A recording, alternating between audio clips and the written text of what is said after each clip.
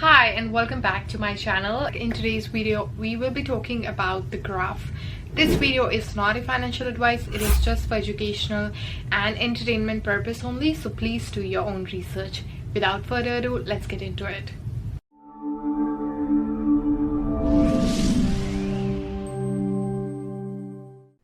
Alright, so this is the website of the graph. You can access it by going to thegraph.com. As per the website, this is an indexing protocol for various networks such as Ethereum, IPFS. So anybody out there can, build and publish these open APIs, which makes data very accessible as well.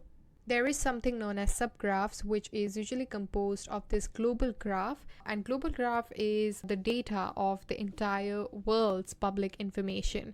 This data is usually organized, structured, and shared across various applications, so anybody who has a query can access it with just a few keystrokes. Before getting into draft, the team out there would be required to develop and operate a proprietary indexing server, which would require a significant amount of engineering and hardware resources, and it can also break the important security properties which are required for decentralization, and that's why you can say goodbye to all the customer servers out there because of the graph. All the data out there will be stored and processed on various open network with verifiable integrity, and the graph would make querying this data very reliable, super fast, and secure. There is so much that is being built these days. There are so many entrepreneurs out there who want to create these amazing apps so that they can improve the human coordination on the internet. It's basically like a new frontier, and we are kind of just getting started.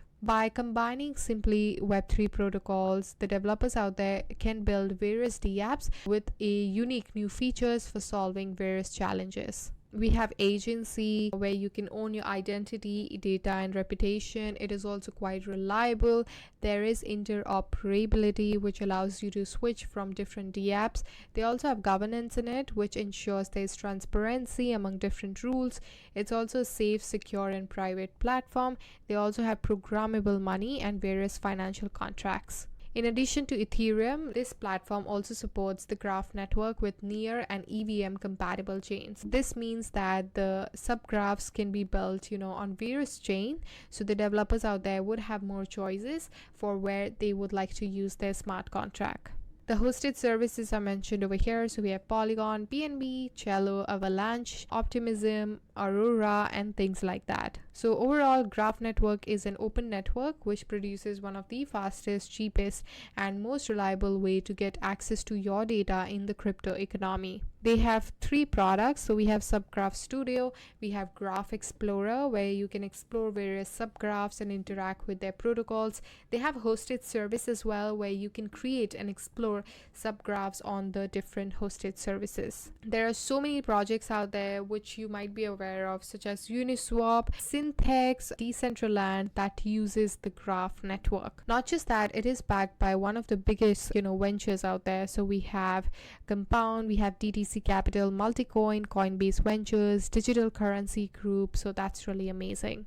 The idea is that the open protocol out there will create transparency and opportunity, which will allow anybody out there in the world to contribute their resources and their unique talents to this economy. And they want to support this vision, and they want to help, especially the developers, to create various mechanisms for the internet age. So let's take a look at this Subgraph Studio. So over here, we will try and connect it to our wallet. So I'll click that, and I'll connect it to my MetaMask wallet and follow the prompts. So now let's take a look at their products. So we have Graph Explorer over here. So I'm going to click on that, and you will come to this page where you're going to see that they have currently got 450 subgraphs, and they are all mentioned over here. If I want, I can scroll and learn more about it. So let's take a look at this one for example. So this is known as Premia Maniet, and over here you can see the number of the wallet, the index network, and over here you're going to find a bit more context on what this is all about. So it's an automated option market which would allow the best-in-class pricing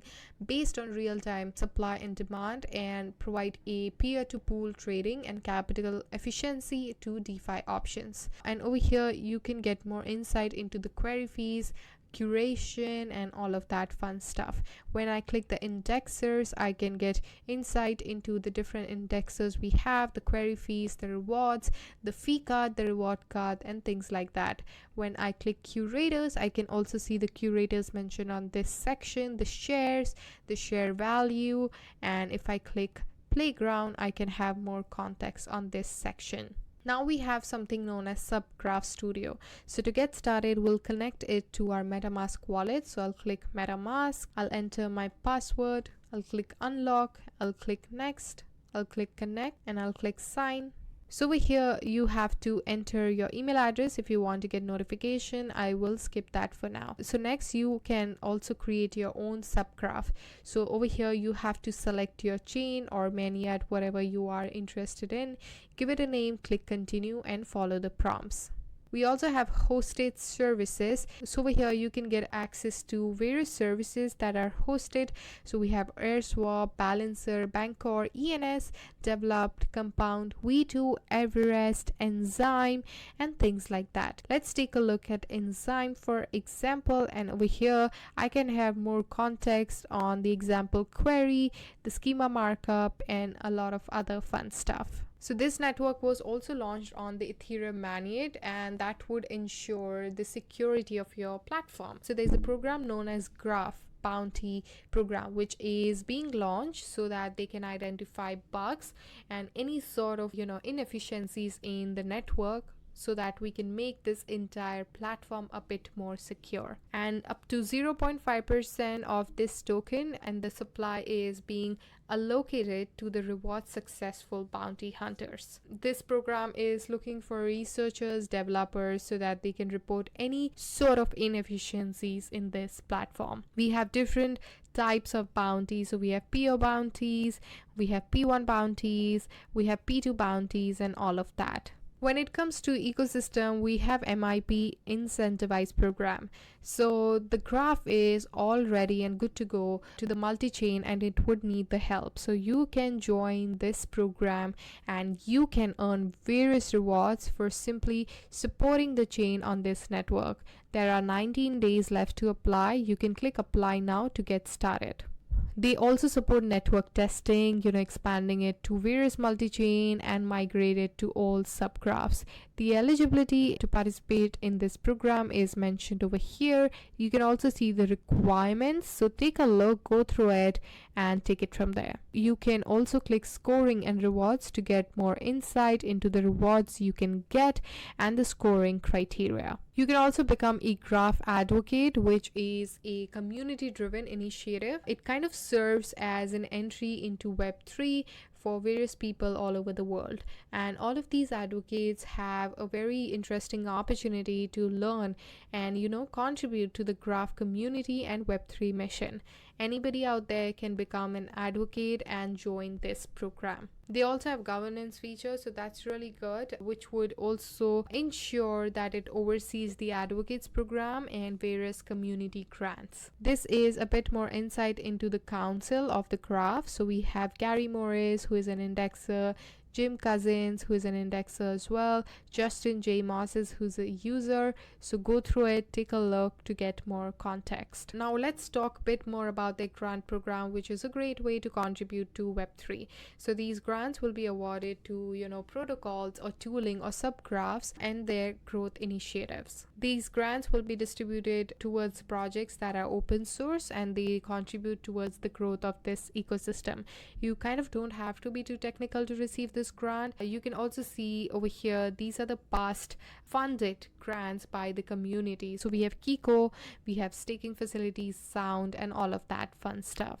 The graph is also available on Twitter and various other social media platforms. When we take a look at the Twitter platform, you can see they have a following of 235.1 plus followers, so that's really good. Overall, this project looks quite interesting, and I'm pretty sure it's going to make a significant difference in the world of Web3.